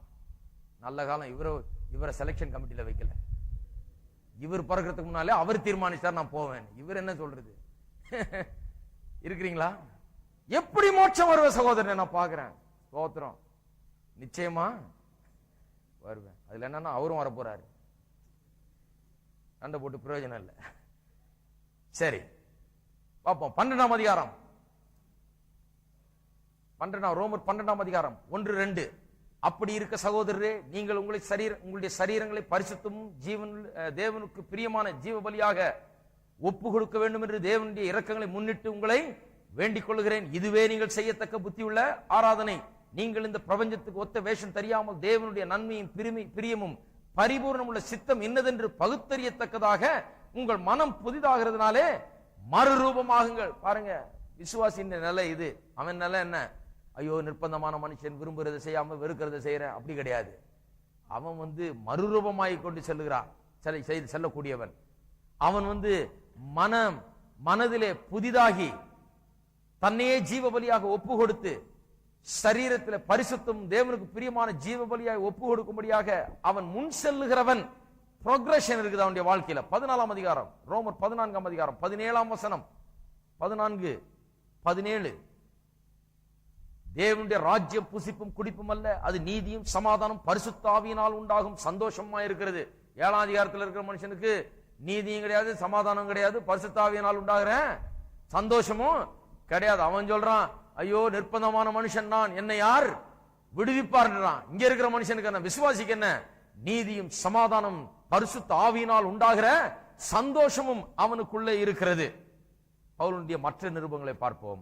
2 கொரிந்தியர், இதுல ஒரு சில வசனங்கள் தான். 2 கொரிந்தியர் 3ஆம் அதிகாரம், முக்கியமான வசனம். 3ஆம் அதிகாரம் முழுவதுமே முக்கியம். 2ஆம் அதிகாரம் 3ஆம் அதிகாரம் 17-18 வசனங்கள். கர்த்தரே ஆவியானவர், கர்த்தருடைய ஆவி எங்கேயோ அங்கே விடுதலை உண்டு.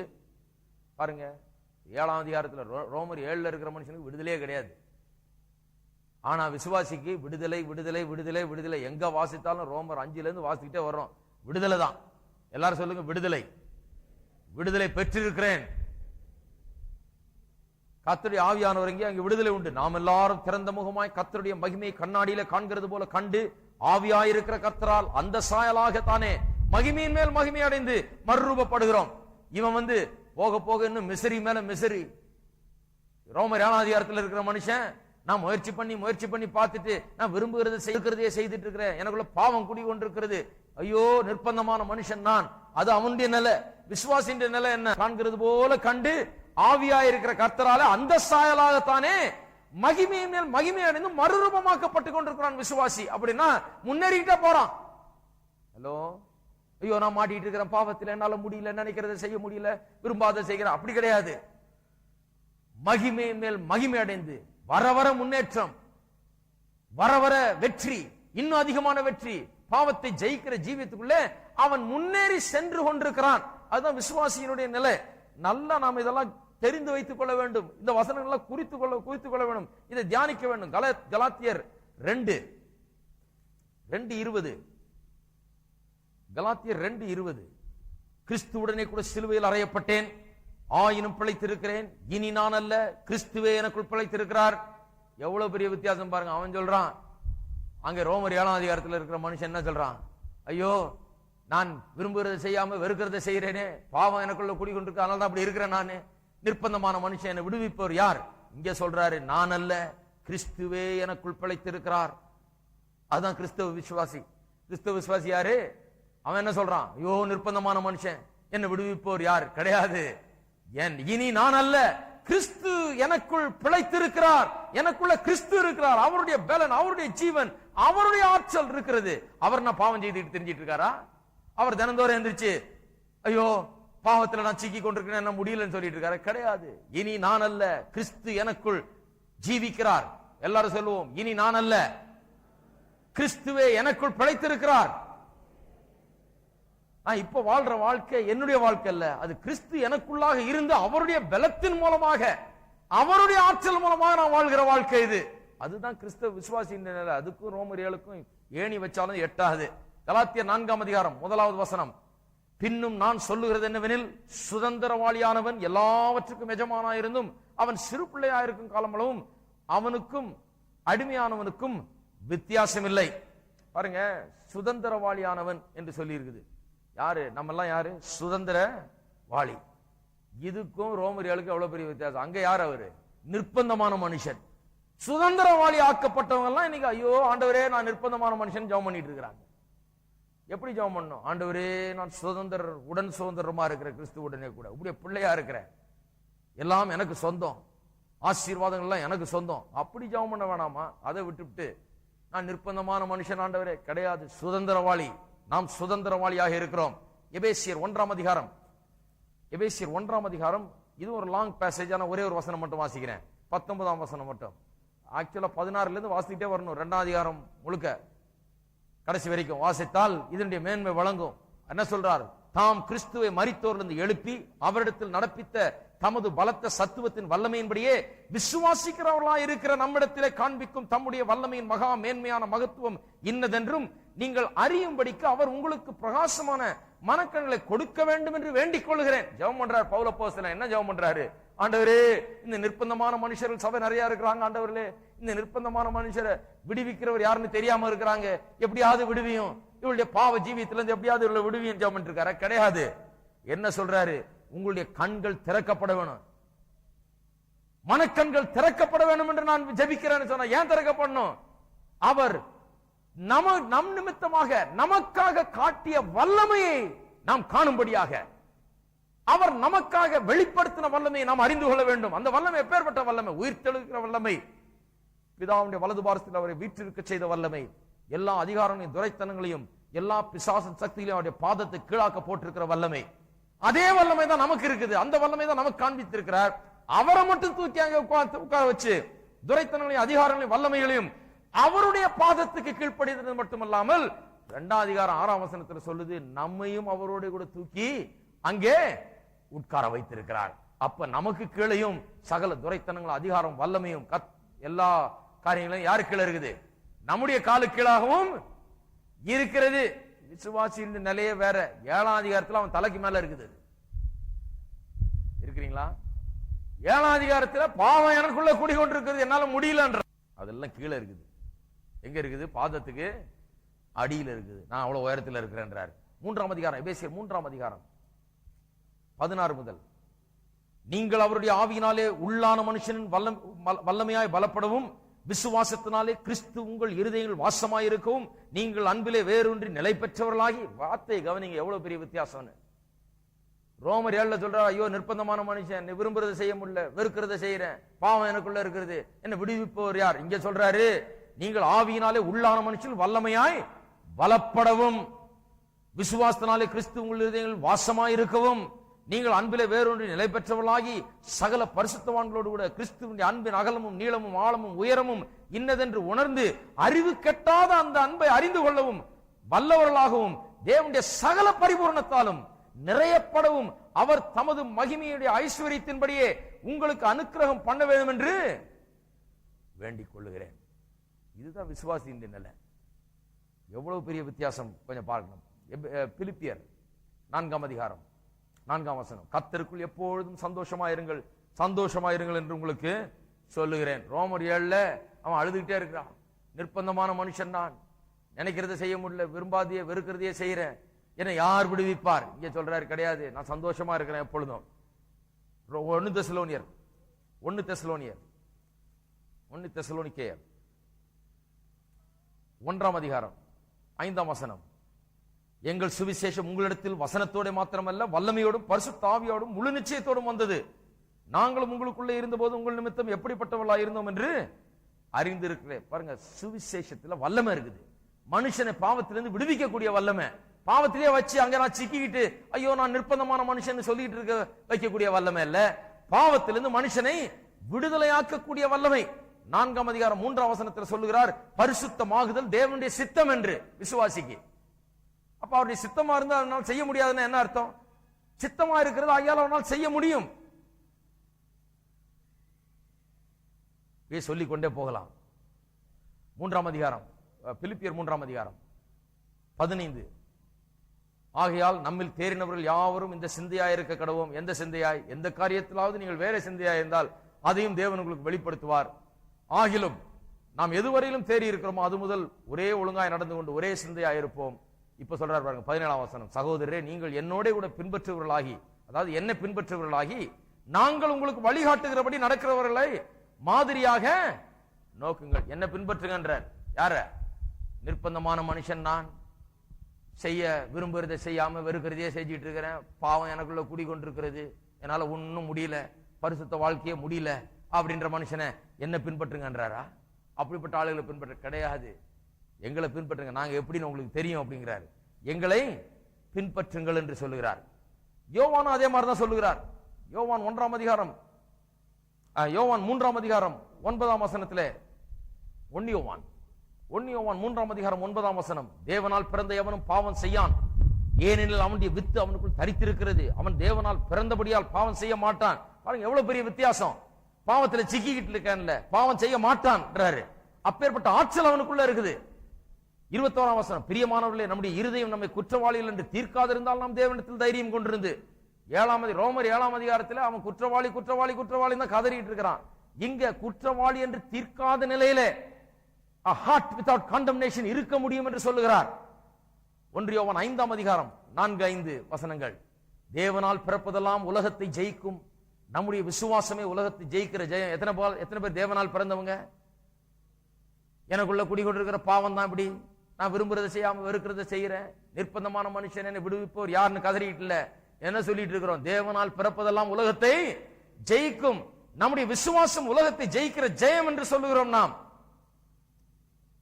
இப்படியே சொல்லிக் கொண்டே போகலாம். இயேசு பேதுரு சொல்லுகிறார், 1 பேதுரு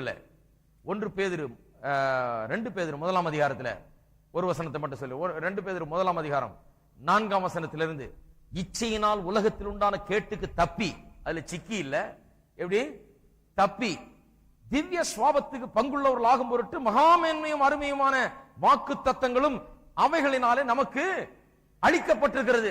தப்புறதுக்கு சிக்கிறதுக்கு அல்ல. கிறிஸ்தவ ஜீவியம் பாவத்தில் சிக்கி தவித்துக்கிட்டு இருக்கிறது அல்ல, பாவத்திலிருந்து தப்பி வாழும்படியா என்னென்ன வேணுமோ, அதுக்கு என்னென்ன தேவையோ அது எல்லாம் கொடுக்கப்பட்டிருக்கிறதா. தப்புறதுக்கு சிக்கிறதுக்கு இல்ல. 7ஆம் அதிகாரத்தில் அவர் சிக்கிட்டு இருக்கிறார், அவர் ரட்சிக்கப்படல. அந்த மனுஷன் விசுவாசின்ற நிலை கிடையாது. அது நன்றாய் புரிந்து கொள்ள வேண்டும். பெரிய வித்தியாசம் இருக்குது. இயேசு சொன்னார், வருத்தப்பட்டு பாரம் சுமக்கிறவர்களே நீங்கள் எல்லாரும் என்னிடத்துல வாருங்கள். எந்த பாரம்? இந்த பாவ பாரத்தை. இந்த பாவ பாரத்தை சுமந்து இதுல இருந்து விடுதலையாக முடியாம ஐயோ நிர்பந்தமான மனுஷன் நான், என்னை யார் விடுவிப்பார் என்று சொல்லுகிறது தான் அவர் சொல்றாரு. என்னிடத்துல வா, நான் உன்னை விடுவிக்கிறேன், என்னுடைய நுகம் லேசா இருக்கிறது. வருத்தப்பட்டு பாரம் சுமக்கிறவர்கள் என்னிடத்துல வாங்க, பாரம் நீங்கும், பாவ பாரம் நீங்கும், அதனுடைய கொடுமை அதனுடைய ஆளுகை நீங்கும், விடுதலை. தேவனுடைய ஆவியானவர் என் மீது இருக்கிறார், தரித்திரருக்கு சுவிசேஷத்தை பிரசங்கிக்கவும் கட்டுண்டவர்களுக்கு விடுதலையை பிரசித்தி பண்ணவும் தேவனுடைய ஆவியானவர் என்னிடத்தில் இருக்கிறார், என்னிடத்தில் இறங்கி இருக்கிறான்னு சொல்றார். கட்டுண்டவர்களுக்கு, பாவத்தில் சிக்கி அதுல கட்டப்பட்டு ஐயோ முடியல, நிர்பந்தமான மனுஷன், என்னை விடுவிப்பவன் யார் என்று சொல்லுகிறவனை விடுவிக்கும்படியாக அங்கே இயேசு சுவிசேஷத்தை பிரசங்கிக்கிறார். யோவான் 7ஆம் அதிகாரம் 37-39 வசனங்கள்ல அங்கே சொல்லி இருக்கிறார், தாகமாயிருக்கிறவன் என்னிடத்திலிருந்து பானம் பண்ண கடவன், என்னை விசுவாசிக்கிறவனுடைய உள்ளத்திலிருந்து ஜீவ தண்ணீருடைய நதிகள் புறப்பட்டு ஓடும். அதுதான் விசுவாசி. விசுவாசின்றவன் ஐயோ நான் நினைக்கிறத செய்ய முடியும், விரும்புறதை செய்ய முடியாம விரும்பாததையே செய்கிறேன், வெறுக்கிறதையே செய்கிறேன், பாவம் எனக்குள்ள குடிக்கொண்டிருக்குது, இந்த பாவம் என்ன பாவத்துக்குள்ள தள்ளுது, நான் பாவம் செய்துகிட்டே இருக்கிறேன், என்னால முடியல, நிர்பந்தமான மனுஷன் என்னை விடுவிப்போர் யாருன்னு சொல்லிட்டு இல்ல. அவன் என்ன சொல்றான்? எனக்குள்ள இருந்து ஜீவ தண்ணீர் உள்ள நதிகள் புறப்பட்டு ஓடுகிறது. நான் நல்லா இருக்கிறது மட்டும் இல்ல, நான் பாவத்திலிருந்து விடுதலையாக இருக்கிறது மட்டும் இல்ல, அதை விட ஒரு ஸ்டெப் அதிகமா போயாச்சு. எனக்குள்ள இருந்து பாவம் அல்ல, பரிசுத்த ஆவியின் மூலமாய் ஜீவ தண்ணீர் உள்ள நதிகள் புறப்பட்டு சென்று மற்றவர்களை ஆசீர்வதிக்கிறது. எத்தனை பேர் அதுதான் உண்மைன்றீங்க? அதுதான் விசுவாசிங்க.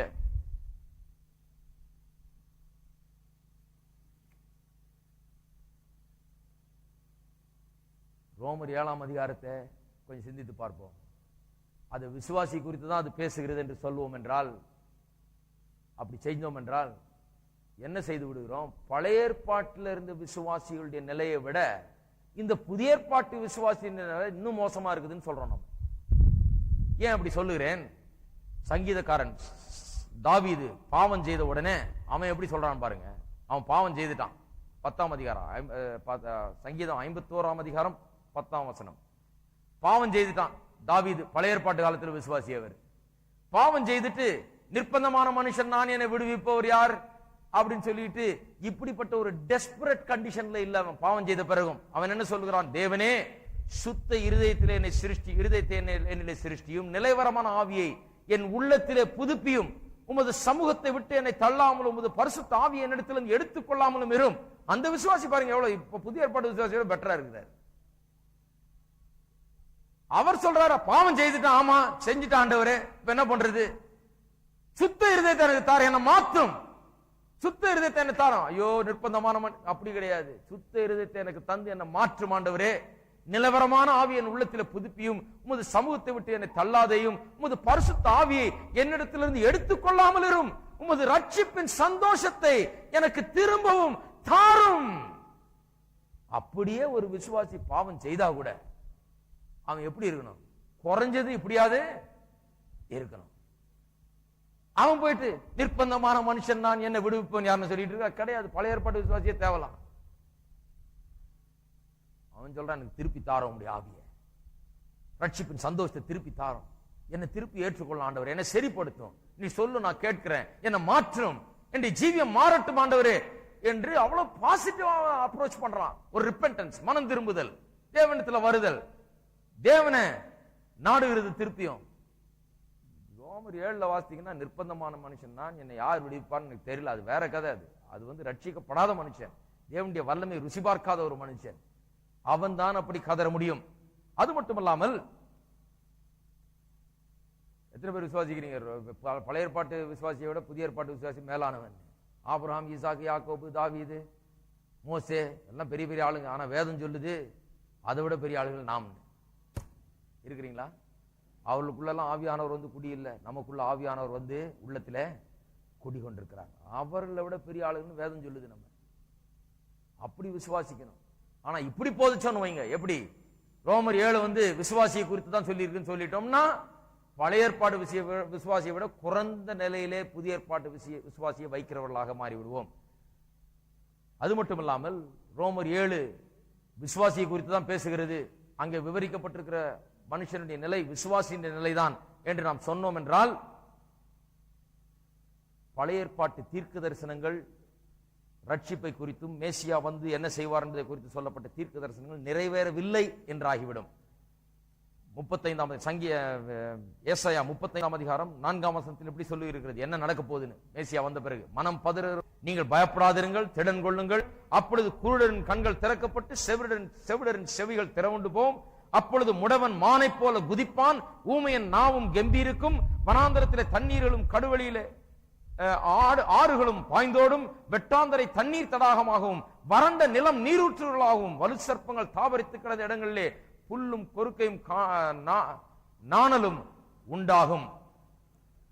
அங்கே பெரும் பாதையான வழியும் இருக்கும், அது பரிசுத்த வழி எனப்படும். தீட்டுள்ளவன் அதில் நடந்து வருவதில்லை. அந்த வழியிலே நடக்கிறவர்கள் பேதையாயிருந்தாலும் திசை கெட்டு போவதில்லை. இதுதான் புதிய ஏற்பாட்டில் இயேசுவின் மூலமாய் நடக்க போகிற காரியம். அதை தீர்க்க தரிசனமா சொல்றாரு. எப்படி இருக்குமா?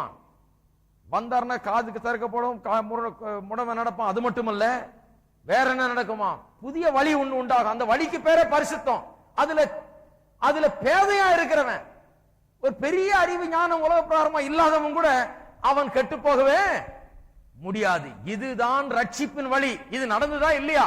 ரோமர் 7 அதிகாரத்தை விசுவாசியை பற்றி தான் சொல்லுதுன்னு சொல்லிட்டா அது நடக்கலன்ற மாதிரி ஆயப்படுது. ஏசாயா 61 அதிகாரம் 61 3 வசனம், சீயோனிலே துயரப்பட்டவர்களை சீர்படுத்தவும், அவர்களுக்கு சாம்பலுக்கு பதிலாக சிங்காரத்தையும், துயரத்துக்கு பதிலாக ஆனந்த தைலத்தையும், ஒடுங்கின ஆவிக்கு பதிலாக துதியின் உடையையும் கொடுக்கவும் அவர் என்னை அனுப்பினார். ரோமர் 7 அதிகாரத்தில் அதான் கொடுத்திருக்குது. அழுதுட்டு இருக்கான் பாவம். நிர்பந்தமான மனுஷனார், என்னை விடுவிப்பவன் யார் என்று அழுது கொண்டிருக்கிறான். இப்ப என்ன சொல்லுகிறோம்? ரோமர் 7 அதிகாரம் விசுவாசியை குறித்து சொல்லவில்லை. விசுவாசியின் நிலை அப்படி இருக்க முடியாது. அப்படி சொல்லும்போது என்ன அர்த்தம்? விசுவாசியின் நிலை அப்படி இருக்க முடியாதுன்னா, விசுவாசி பாவமே செய்ய முடியாது, அவன்கிட்ட பாவமே இருக்காது, பாவம் அவனை ஒருபோதும் அவனுக்கு வாழ்க்கையில பாவத்தை குறித்த பிரச்சனையே இருக்காதுன்னு சொல்லுமா? பரிபூர்ணமா இருக்கிறான், பாவமே கிடையாதுன்னு சொல்றோமா? கிடையாது, தவறு. அப்படி சொல்லல. ரட்சிக்கப்படுவதற்கு முன்பதாக அவன் பாவத்துக்கு அடிமையா இருக்கிறான், அது அவனால மேற்கொள்ள முடியாத நிலையில இருக்கிறான். பாவம் எனக்குள்ள கூடிக்கொண்டிருக்குது, நான் நினைக்கிறதை செய்யாம விரும்பாததை வெறுக்கிறதே செய்யறேன் என்று சொல்ற நிலையில இருக்கிறான். ரட்சிக்கப்பட்ட பிறகு அந்த நிலையில அவன் இல்ல. இப்பொழுது ஆவியை கொண்டு சரீரத்தின் செய்கைகளை அழிக்கிற நிலையில அவன் இருக்கிறான். முடியலன்னு சொல்ற நிலையில அல்ல, இப்ப புதிய நிலையில இருக்கிறான். என்னால முடியும், எனக்குள்ள ஆவியானவர் இருக்கிறார், பாவத்தை என்னால மேற்கொள்ள முடியும், ஆவியானவரை கொண்டு சரீரத்தின் இச்சைகளை அழிக்க முடியும். தேவனுடைய வாக்குத்தத்தங்கள் எனக்கு இருக்கிறது, ஆவியானவர் இருக்கிறார். இதை கொண்டு பாவத்தை ஜெயிக்கிற ஜீவியத்தை நான் வாழ முடியும். நான் பாவத்துக்கு கீழே சிக்கிட்டு இல்ல, பாவம் எனக்குள்ள இல்ல, குடிகொண்டு இல்ல. அப்பப்ப வருது, என்ன சோதிக்குது, இழுக்குது, ஆனால் எனக்குள்ள ஆவியானவர் இருக்கிறார். பாவம் இல்ல, என்ன இருக்குது? ஆவியானவர் இருக்கிறார். அதை கொண்டு நான் பாவத்தை மேற்கொள்ள முடியும் என்று சொல்லுகிறவன் தான் விசுவாசி. எத்தனை பேர் அப்பேற்பட்ட விசுவாசியா இருக்கிறீங்க? ரோமர் 7 அதிகாரத்தில் பாத்தீங்கன்னா அதுதான் அங்க இல்ல. அந்த 14 இருந்து 25 வசனத்துல ஆவியானவர் குறித்தும் கிறிஸ்துவ குறித்தும் சொல்லப்படவே இல்லை. கிறிஸ்துவ இல்லாத மனுஷன், ஆவியை தனக்குள்ள கொன்றாத ஒரு மனுஷன், அதுதான் அங்க. ஆவியானவர் உள்ள இருந்தா பாவத்துக்கு எதிராகவும் மாம்சத்துக்கு எதிராகவும் போராடுகிறவர் ஆவியானவர். உள்ள இருந்து கொண்டு அதற்கு எதிராக போராடும்படி நமக்கு கிரியை செய்கிறார். அதை ஜெயிக்கும்படியாக நமக்கு வல்லமை தருகிறார். அப்ப விசுவாசி அப்படி வாழ்றான். எப்படி? நான் பாவத்துக்கு அடிமை இல்ல, பாவத்துக்கு கீழே இல்ல, சிக்கி இல்ல, பாவத்தை எதிர்த்து போராடக்கூடிய நிலையில ஆவியானவர் என்னை வைத்திருக்கிறார். அப்படியே நான் பாவம் செய்தாலும் என்னுடைய பாவத்தை நான் அறிக்கை செய்து அதை விட்டு விடுகிறேன். அவருடைய ரத்தம் என்னை சுத்திகரித்து கழுவுகிறது. விசுவாசி பாவம் செய்யற நிலையில இருந்தா கூட ஒருபோதும் நான் நிர்பந்தமான மனுஷன், என்னை விடுவிப்பவன் யார் என்று கதற போறது இல்லை. ஏன்னா யாருன்னு அவனுக்கு நல்லா தெரியும். இயேசுதான் விடுவிக்கிறார். அவன் அதை அறிந்திருக்கிறான். அதனால்தான் பாவம் செய்யும் போது கூட இயேசுவை திருப்பி வந்து பாவத்தை அறிக்கை செய்து அதை விட்டு சுத்திகரித்து கழுவப்பட்டு அவன் மறுபடியும் கிறிஸ்துவுக்குள்ள இருக்கிற உறவுக்கு திரும்புகிறான். அப்படி என்ற யாரை பற்றி இது இந்த வசனங்கள் சொல்லுகிறது? ரட்சிக்கப்படாத, தேவனால் எந்த விதத்திலும் தொடப்படாத மனுஷனை குறித்து அல்ல என்று சொல்லிட்டோம். ரட்சிக்கப்பட்ட மனுஷனை குறித்தும் அல்ல என்று சொல்லிட்டோம். அப்படி என்றால் யாரை? ரட்சிக்கப்படுவதற்கு சற்று முன்பு தேவனுடைய ஆவியினால் உணர்த்தப்பட்டு தான் பாவி என்கிற உணர்வு தான் சொல்றான். ஐயோ, நான் தேவனுடைய வார்த்தையின்படி நடக்கணும்னு பாக்குறேன், அதன்படி செய்யணும்னு இருக்கிறேன், ஒழுங்கா வாழணும்னு பாக்குறேன், ஆனா முடியல. என்ன? அவனுக்குள்ள தான் பாவி என்கிற உணர்வு மேலோங்குகிறது. அவனுக்குள்ள இருக்கிற பாவத்தை குறித்த அறிவு அவனுக்கு அப்பதான் வந்து கிடைக்குது. நான் பாவி, எனக்கு ரட்சிப்பு தேவை, என்னை விடுவிப்பவர் யார்? அநேகர் இப்படிப்பட்ட விதத்தில் தொடப்படுகிறார்கள். மார்ட்டின் லூத்தர் ரட்சிக்கப்படுவதற்கு முன்பதாக கத்தோலிக்க சபையில சாமியாரா இருந்தபோது இப்படிப்பட்ட ஒரு உணர்வுக்குள்ள வந்தார். பல மாதங்கள் இப்படி ஒரு உணர்வு அவரை வாட்டி படைத்தது. இப்படிப்பட்ட ஒரு நிலைக்கு அவர் வந்தார். அப்புறம்தான் ரட்சிப்பை அவர் பெற்றார். ஒவ்வொரு மனுஷரும் இப்படிப்பட்ட நிலைக்கு வருகிறார்கள். ரட்சிக்கப்படுறதுக்கு முன்னால பாவத்தை குறித்து உணர்த்தப்படுகிறார்கள். நான் பாவி, என்னால முடியல, என் சுய பலத்தினால நான் நல்லதை செய்ய முடியாது, நான் பாவின்றதை உணர்ந்துட்டேன், உணர்ந்த உடனே ஒழுங்கா இருக்கலாம்னு பாக்குறேன், என்னால முடியல, என்னை ரட்சிப்பவர் யார்? நிர்பந்தமான மனுஷன் யாராவது தான் என்னை வந்து விடுவிக்கணும், இந்த பாவத்தின் கொடுமையான வல்லமையிலிருந்து என்னை விடுவிக்க வேண்டும் என்று கதறுவார்கள். அப்பொழுது இயேசுவை குறித்து கேள்விப்பட்டு இயேசு வண்டியில வந்து தங்களை அர்ப்பணிக்கும் போது அதிலிருந்து முற்றிலுமான விடுதலை உண்டாகிறது. தேவனுக்கு ஸ்தோத்திரம். இயேசு கிறிஸ்துவின் மூலமாய் தேவனை ஸ்தோத்திரிக்கிறேன்னு சொல்றார். அதுதான் அந்த நிலை. இன்றைக்கும் அநேகர் இப்படி குத்தப்பட்ட ஒரு நிலையில, உள்ளத்திலே உணர்த்தப்பட்ட நிலையில இருக்கலாம். அடுத்த ஸ்டெப் ரட்சிப்பு. உங்களை தேவனுக்கு அர்ப்பணியுங்கள். அதே நிலையில வாழ்ந்துட்டு இருக்காதீங்க. நான் பாவி, என்னால முடியல, நான் ஒழுங்கா இருக்கணும், நான் பாக்குறேன். உங்களால முடியாது. நீங்க முயற்சி எடுத்தா முடியாது. நீங்க உங்க சுயபலத்தினால செய்ய முடியாது. முயற்சி எடுத்துக்கிட்டே இருக்க வேணாம். எடுக்க இன்னும் இப்படிதான் கதறிட்டே இருக்கணும், நிர்பந்தமான மனுஷன் நான். அதை செய்யறதை விட்டுட்டு இயேசு விசுவாசிகள் இயேசு வண்டியில உங்களை அர்ப்பணியுங்கள். உங்களுடைய வாழ்க்கையில புதிய வல்லமை, புதிய சக்தி, உள்ளே ஆவியானவர் வந்த பிறகு புதிய வல்லமை, இந்த பாவத்தை காலுக்கீழ போட்டு மிதிக்கக்கூடிய ஒரு வல்லமை உங்களுக்கு வந்து கிடைக்கிறது. எழுந்து நின்று ஜெபிப்போம்.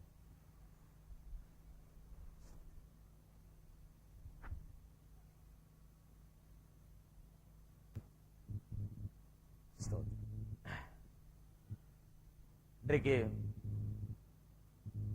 ரட்சிக்கப்பட விரும்புகிறவர்கள், இயேசுவை ஏற்றுக்கொள்ள விரும்புகிறவர்கள், இந்த கூட்டம் முடிந்த உடனே முன்னால வந்து இங்கே உட்கார்ந்தீர்கள் என்றால் உங்களிடத்தில் பேசுவோம், உங்களுக்காக ஜெபிப்போம். நான் இயேசுவை ஏற்றுக்கொள்ள வேண்டும், இந்த ரட்சிப்பு எனக்கு தேவை, இந்த விடுதலை எனக்கு தேவை என்று சொல்லுகிறவர்கள் வந்து உட்கார்ந்தீர்கள் என்றால் உங்களுக்காக ஜெபிப்பேன். அது மட்டுமல்லாமல் ஞானஸ்தானம் எடுக்கிறவர்களும் இங்கே வந்து உட்காரலாம். அவர்களுக்காக ஞானஸ்தானம் கொடுக்கப்படும். இப்பொழுது எல்லா விதமான தேவைகளுக்காக நான் ஜெபிக்க போகிறோம். கர்த்தர் தேவைகளை சந்திக்கிறவர், நல்லவர், உங்களை குறித்து கண்ணோக்கமா இருக்கிறவர், உங்களை நேசிக்கிறவர். அவரால் கூடாத காரியம் ஒன்றுமே கிடையாது. தேவையோடு வந்திருக்கிறவர்கள், பாரத்தோடு கவலையோடு வந்திருக்கிறவர்கள், பிரச்சனையோடு வந்திருக்கிறவர்கள் கரங்களை உயர்த்தி காண்பீங்கள். உங்களுக்கு ஜெபிக்க போகிறோம். ஸ்தோத்திரம். எங்கள் அன்பின் தேவனே, கர்த்தராகிய இயேசுவின் நாமத்திலே மண்டையில் வருகிறோம். இந்த வார்த்தை வல்லமையா எங்கள் மத்தியிலே நீர் கொண்டு வந்து எங்களுக்கு போதித்தபடியால் உமக்கு ஸ்தோத்திரம் கர்த்தாவே. வாஞ்சியோடு உள்ளத்தை திறந்தவர்களாக வந்தவர்கள் இன்றைக்கு உடைய வார்த்தையை நிறைவாய் பெற்றுக் கொண்டபடியால் உமக்கு ஸ்தோத்திரம். விசுவாசியின் நிலை என்ன என்பதை தெளிவாக்கினபடியால் உமக்கு ஸ்தோத்திரம். நாங்கள் தோல்வியில் இல்லை, பாவத்துக்கு கீழே சிக்கிட்டு இல்லை, அதனுடைய வல்லமைக்கு அடிமைகளா இல்லை, நாங்கள் கதறிக்கொண்டில்லை, நாங்கள் சந்தோஷித்துக் கொண்டிருக்கிறோம் என்கிற உண்மையை ஆழமாய் உள்ளத்திலே பதிக்க செய்ய வேண்டுமே கர்த்தாவே. அந்த உண்மையில ஒவ்வொரு வாழட்டும். விசுவாசியின் நிலை என்ன என்பதிலே கொஞ்சமும் சந்தேகம் பிசாசு உண்டு பண்ணாதபடி வசனத்தை கொண்டு உள்ளத்திலே தெளிவான எண்ணங்களை நீர் கட்டுகிறபடி ஆலமுக்கு ஸ்தோத்திரம். ஸ்தோத்திரம்.